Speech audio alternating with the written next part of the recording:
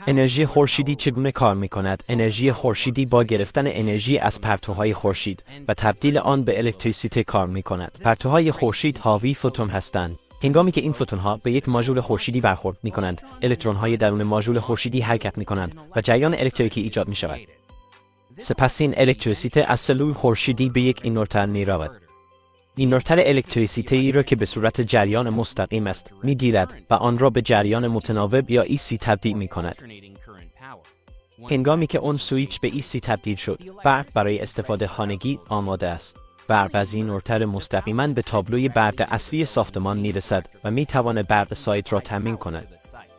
اگر سایت نیاز به انرژی بیشتری نسبت به انرژی خورشیدی داشته باشد، از شبکه برق دریافت می‌کند. اگر خورشید بیش از نیاز سایت تولید کند، آنگاه این تولید بیش از حد برای ورود به شبکه در فرایندی به نام نوتومترین به شبکه بازگردانده می‌شود.